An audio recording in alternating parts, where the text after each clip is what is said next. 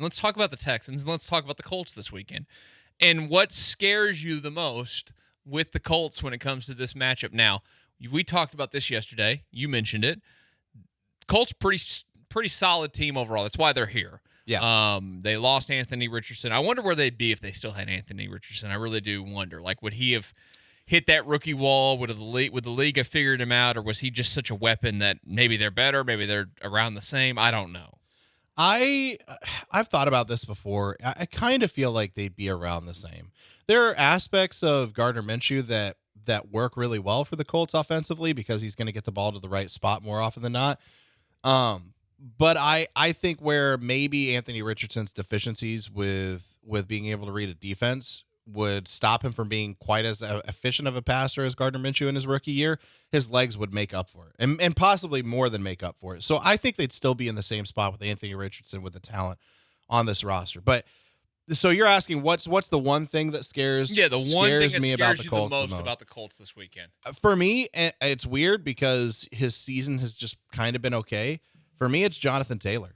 Like, that's the one thing that scares me the most about the Colts is Jonathan Taylor. He's the one guy that they have on their team that has the talent level to just take over the game and ruin the Texans' hopes at the playoffs. Now, the one thing that's good about Jonathan Taylor, facing off against Jonathan Taylor this year, is he's missed 7 games this year. He missed the first 4 games of the season before he finally started playing because he was holding out trying to get the new contract.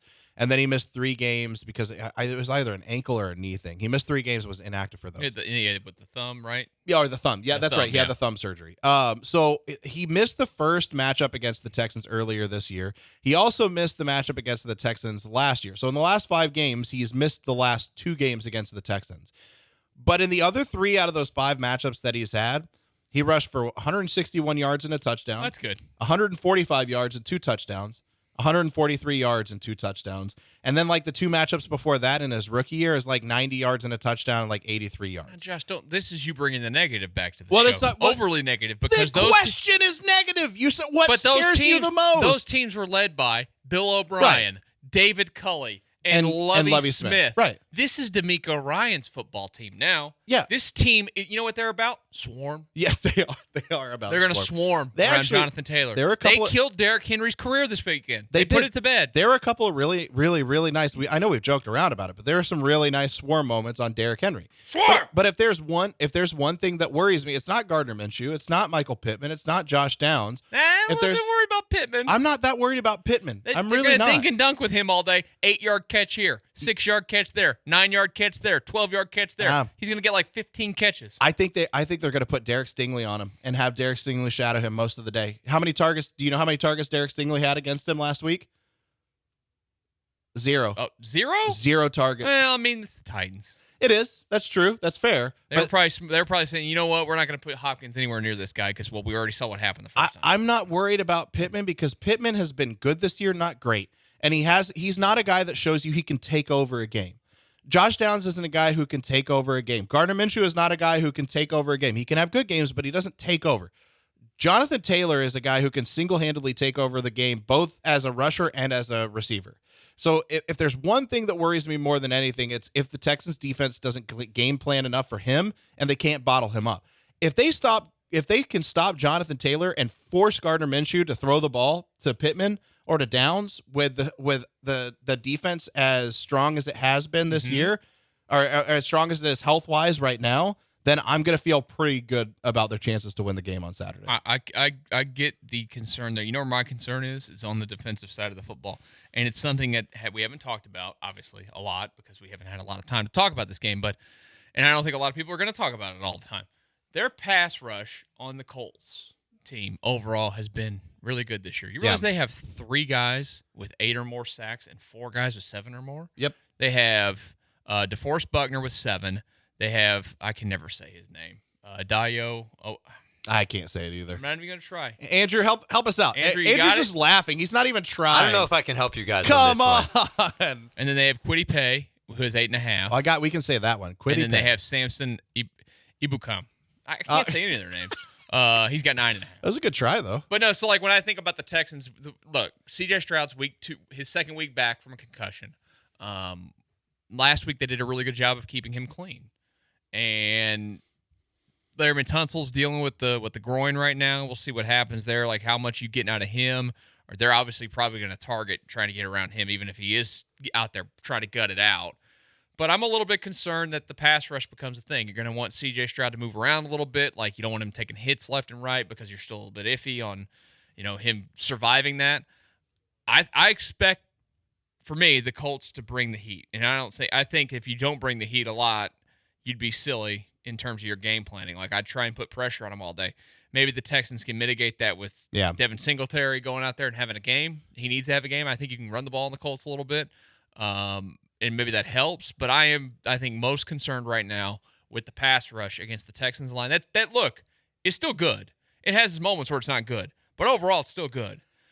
If they can execute a game plan like they had this last week, then maybe my concerns are going to go away. Well, I think it helps with your concerns, right? That the pass rush is still going to be an issue. There's still going to be times where CJ holds onto the ball a little bit longer than we'd like, but if they can execute that same quick, get the ball out quick game plan that they had against the Titans, I'm not as worried about the pass rush, but it is still a concern. Andrew, your biggest concern with the Colts this weekend is what? Probably the Texans' inability to defend seemingly mediocre quarterbacks. It's been an issue for the team throughout the season, and maybe I'm throwing a little bit of shade on Gardner Minshew by saying this, but I don't believe he is anything more than an, at best, league average quarterback. And the Texans, for whatever reason this year, they've struggled with some of those guys. Like, we've seen multiple dudes who have gotten benched just after having career days against the Texans the week prior. So it would be what the pass defense is capable of. Now, look, a lot of that's going to come down to what sort of pass rush the Texans going to be able to generate against the Colts offensive line.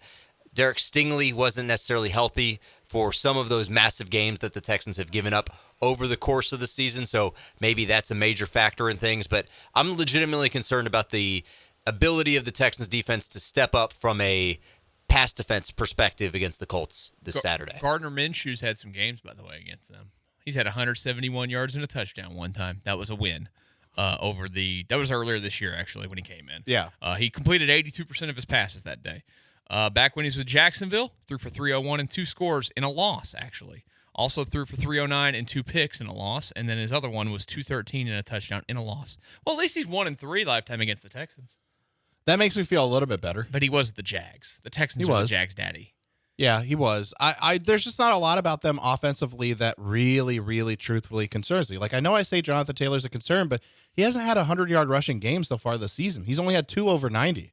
So, like, I don't want to go back to this Jets game all the time, but there wasn't a lot to concern me about the Jets offense either. And then Zach Wilson just ripped them he looked like a god. AFC Player of the Week. Yeah.